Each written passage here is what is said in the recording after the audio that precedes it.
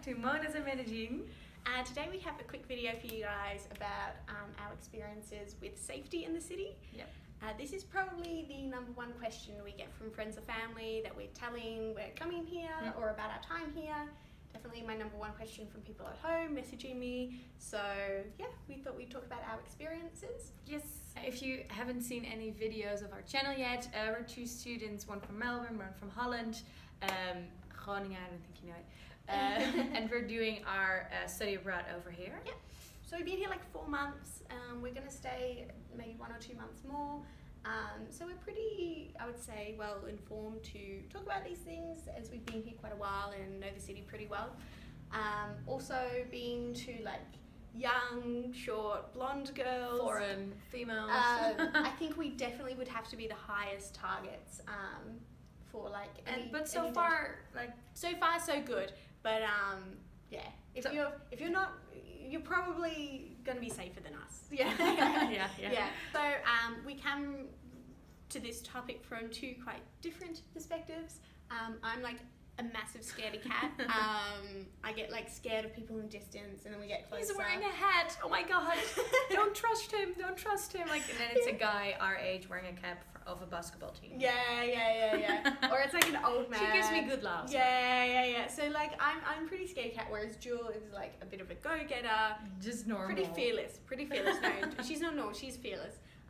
So yeah, we're gonna sort of talk about our different perspectives, give you some tips. I think the truth is in the middle. Yeah. So look at both our, listen to both our opinions and form somewhere your own in the middle. Yeah, in then the middle. You're gonna be perfect. Like before coming here, did you think much about safety or?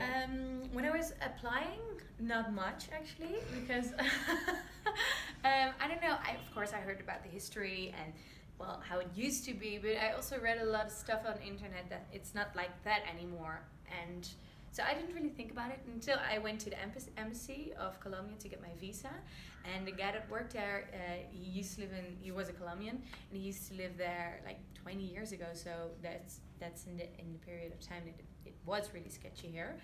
And he gave me a good scare. He was like, don't wear your jewelry, put your jewelry, you have to leave that at home. If guys come up to you and take you to the ATM with a gun, put down your, how do you say that, PIN number backwards, so not 1 2 3 4 but 4 3 2 1, and then the police comes. And I was like, oh my god. Yeah. But I forgot about it in a couple of days. I think sometimes locals that have moved overseas from Colombia can be like the worst to talk to, because there's a reason they left the country. Yeah. And sometimes their memories of their country are like far removed from the reality today. Yeah. So like I know a lot of Colombian friends were really worried about me. When I was on the plane, I met a girl from Cali, and she's like, oh, don't take anything from anyone, or they're gonna scalp me and you, and like but it hasn't really turned out that way. No, not at all. My expectations were, even though I didn't have much expectations, it was like, no. It's more calm than Yeah. And your parents were worried though. Yeah, my parents were worried. My mom cried the morning before I left. Hi mom, if you're watching. Hi Cynthia. No, I was traveling with 2 suitcases, one big one and one backpack kind of one for traveling.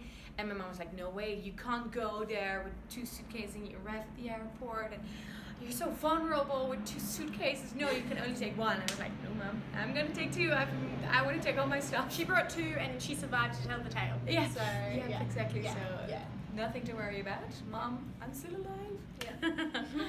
And your expectations, Rich? I was a bit different. Like safety was the thing I had thought about most before coming here. Literally, I had wanted to come to Medellin since I was about 10 years old. And she has an obsession with scary places. Even though she's a big pussy. That's kind of weird, isn't it? I'm a weird person. But basically, so like I'd had lots of opportunities where I had the money, the time, I traveled a lot, and I really wanted to come to Medellin or Latin America, and I was like, nope. No, I'm gonna die. But I'm gonna die. But like now that I'm here, I have like so many regrets about that. Well, I don't like to regret things, but I mean, if I could do it again, I would have come so much earlier, because now that I'm here, I'm not stressed about those things at all. I mean, we make jokes about me being a scaredy cat, but the reality is that safety and concerns about safety, they don't affect my lifestyle much here. And like I definitely would say to anyone thinking of coming, for sure take precautions, but don't let safety put you off coming. Don't make the mistake I did. It's definitely coming here. I expected a lot more violent crime towards foreigners, and yeah, being here, it hasn't Been like met that. my expectations at all. So I think we're gonna give you some tips, because of course there are always little things that we already know because we've been here for 5 months, Yeah. and we're gonna give you those tips and you will know them from the start. Yeah, so you come well prepared. It's really not that onerous, but generally we'd say like parts of the city, like Medellin is very different depending on what parts you go. Yeah. I think the parts you can easily access, so like Medellin is in a valley, so all the more neighborhoods that are against the mountain are poorer. You said?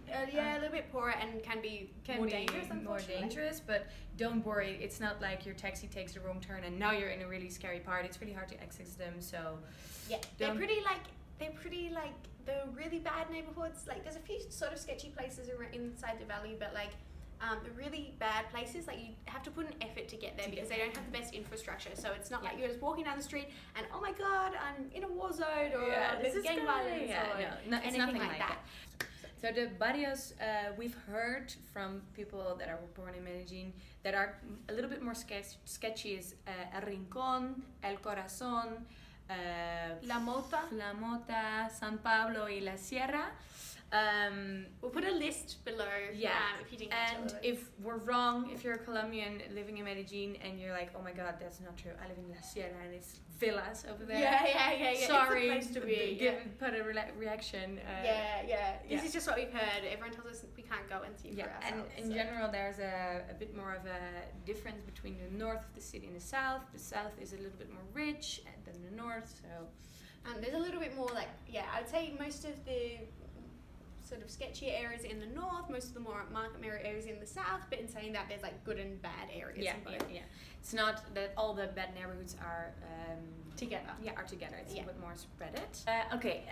We have some more tips for you, more practical stuff. One of the first things I learned while I was here in Medellin is when you're in an Uber or a taxi and you're on your phone with the window open and you're getting a traffic jam, because that happens a lot of traffic jams here, put your phone away or close the window, because two guys in motorcycles, sometimes it happens, not like every other day, come up, grab your phone out of your hands and drive off, because they can do that with a motor.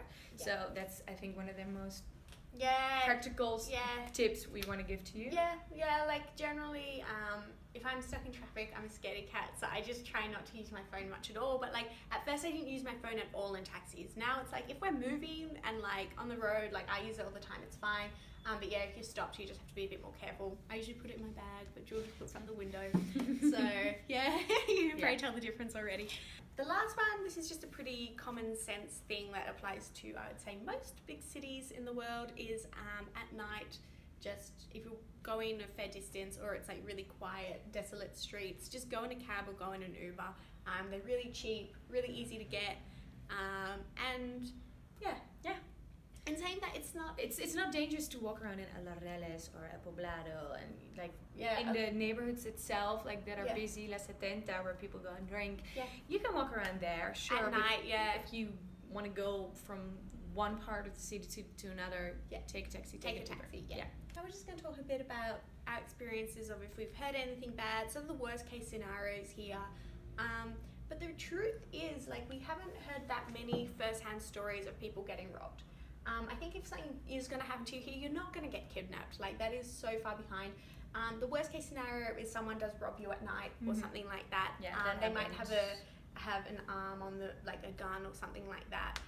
A lot of people get pickpocketed just in the metro or in clubs. That happens a lot. Or at big events. And it's not just foreigners, it's also locals. But that happens everywhere. It happens in Spain, it happens in Melbourne, it happens in Amsterdam. It's not really a violent thing. It's more just like an annoying thing. You're not going to get hurt. No. And then there's not, like, I expected much more stories of like violent robberies and stuff like that, but there's really not that many. Not that many, no. And also a lot of them tend to be, a friend of a friend had this happened. And the stories get way bigger, and then there was one gun and then were 3 guns, and blah, blah, blah. People like that. People like making stuff bigger, and we think it's not like that. I definitely think there's a tendency for people who travel to want to sound like they've been somewhere really scary or really adventurous. So I think some people sort of like to talk up Yeah. the danger Oh, in I'm certain in places. Medellin, and what Yeah. friend of a friend of a friend Yeah. got robbed with a gun. But the reality is, Yeah. once you come here, you realize it's much more boring than that. Yeah. Like, our lives here are pretty calm. Yeah. So basically, bottom line is that, like, whether you're an adventurous person like Joel or like a big scaredy cat like me, we would say don't let safety put you off coming here. Yeah. It stopped me for so long, and I don't want you to make the same mistake. Now that I'm here, I wish I'd done this 4 years ago. So Yeah. But come to Medellin, you need it's great. safety. It is an issue, but it's not a big Yeah. issue. And if you have any more questions about safety, we're here. We're on it. Yeah. Like answer all your questions, make a video about it if it's big, or So just leave comments below. Yeah. Subscribe to our channel, and thank you so much for watching.